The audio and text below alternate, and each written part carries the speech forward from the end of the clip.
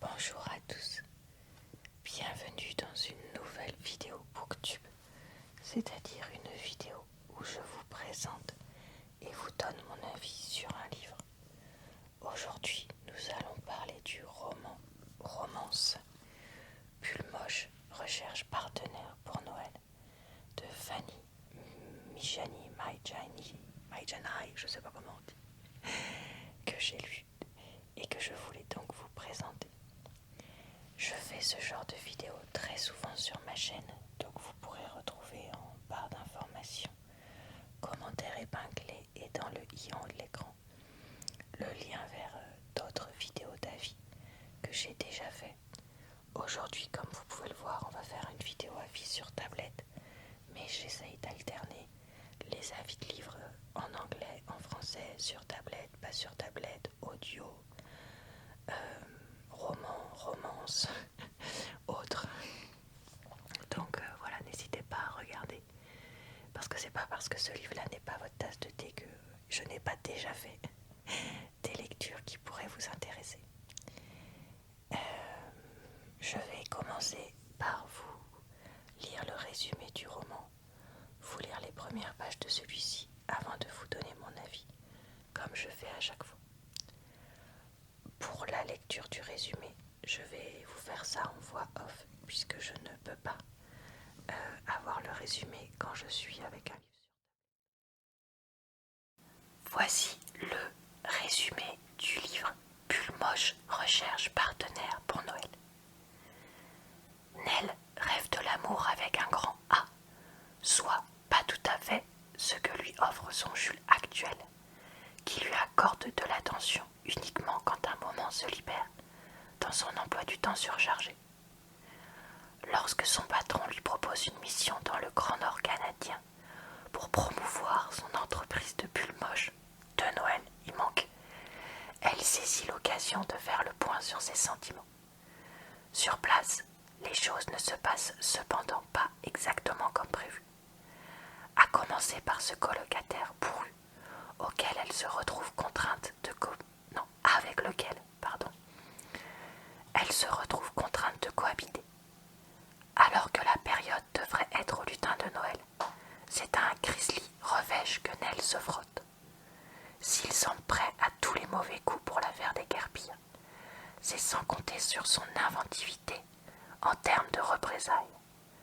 Lequel des deux parviendra à faire craquer l'autre en premier?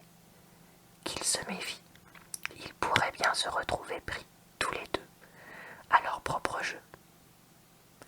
Un résumé mieux que le livre. Vous savez, c'est comme ce genre de truc où la bande-annonce est mieux que le film. Bah là, c'est limite pareil. Passons maintenant à la lecture d'un extrait du livre pour que vous puissiez vous rendre compte comment il est écrit. Chapitre 1. Il pleut comme vache qui pisse et j'attends sur le trottoir, sans parapluie, en tailleur et talons, que mon petit ami vienne me chercher. J'aurais pu prendre les transports en commun pour rentrer chez moi. Mais nous sommes vendredi, le jour où Luc finit plus tôt, et il m'a proposé de venir me chercher. Depuis notre rencontre il y a 1 an, nous sommes tous les deux monopolisés par nos boulots respectifs, et les soirées en amoureux se font de plus en plus rares. J'ai bien l'intention d'y remédier. J'ai donc prévu de nous faire livrer indien ce soir, de le laisser choisir le programme télé et ensuite de l'attirer au lit avec la promesse d'un massage et plus si affinité. Cependant, tandis que je jette un coup d'œil à ma montre trempée elle aussi, je me rends compte qu'il a plus de 15 minutes de retard. Et j'enrage. Si encore c'était la première fois qu'il me faisait le coup. Mais il devient coutumier du fait. Autour de moi, les immeubles de bureaux se vident, déversant sur les trottoirs inondés les employés pressés de profiter d'une soirée en famille, ou bien simplement de commencer le week-end. Et je remarque qu'ils ont tous prévu leur parapluie, eux. Les haut-parleurs de la ville de Chicago diffusent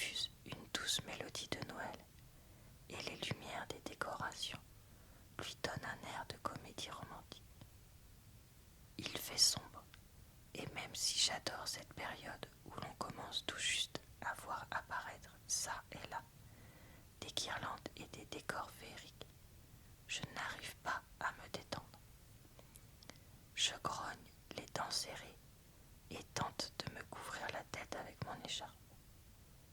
J'ai la chair de poule et les orteils recroquevillés dans mes escarpins, car en plus de la pluie qui se déverse sur moi et me trempe jusqu'aux os, il a fallu que le vent glacial de novembre se lève.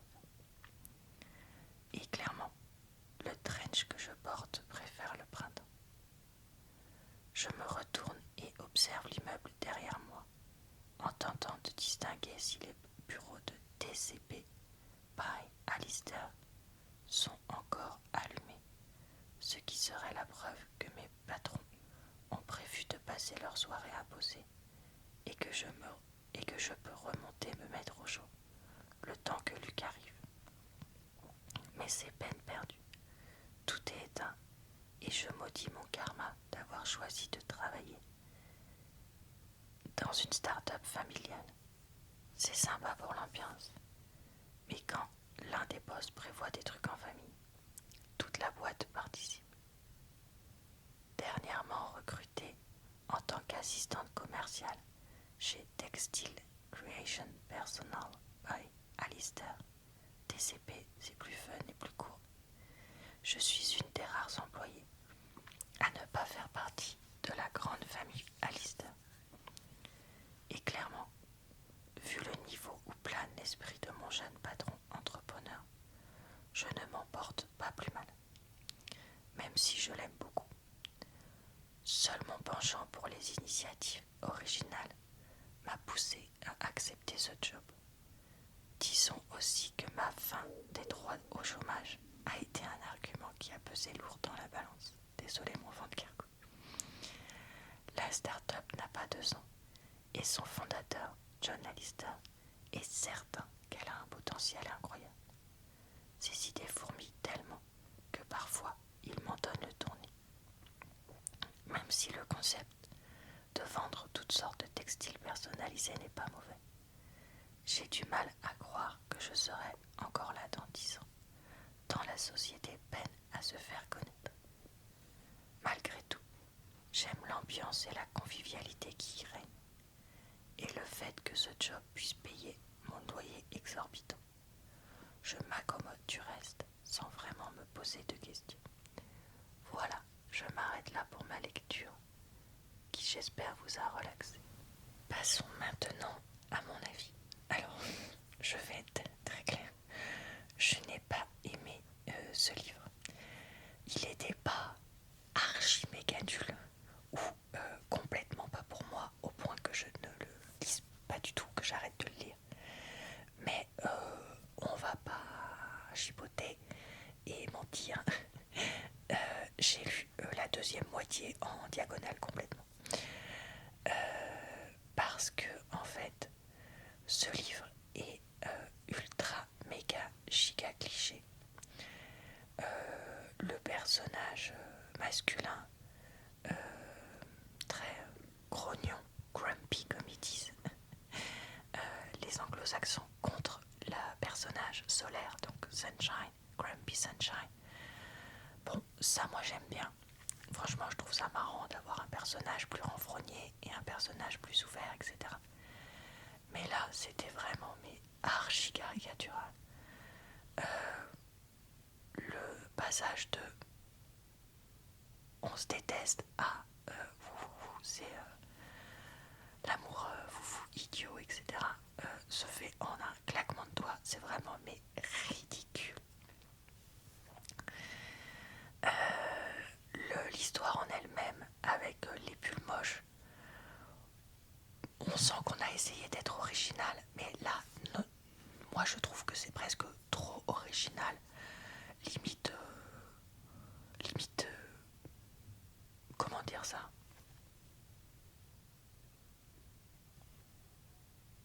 Enfin, inintéressant, voilà, c'est ça.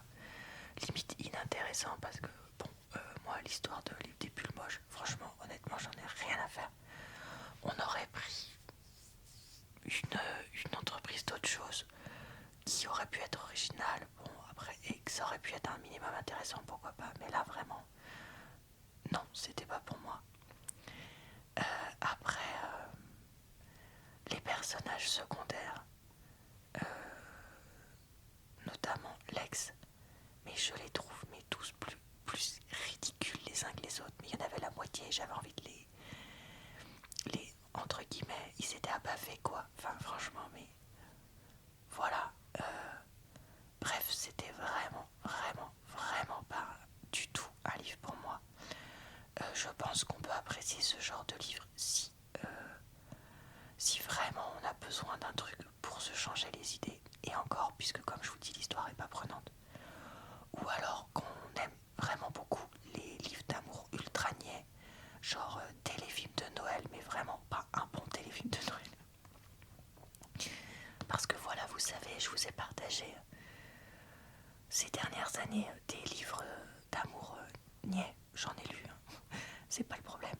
Mais en fait, moi, ce que je reproche à ce livre, c'est qu'il y a mais tellement mieux sur le marché que pourquoi lire celui-là.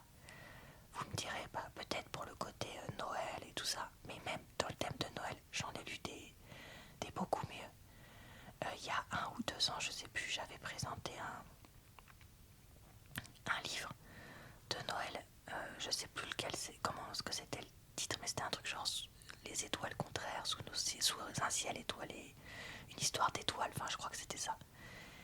Et ou alors est-ce que je confonds pas avec un autre titre d'un autre roman? Bon, je ne sais plus.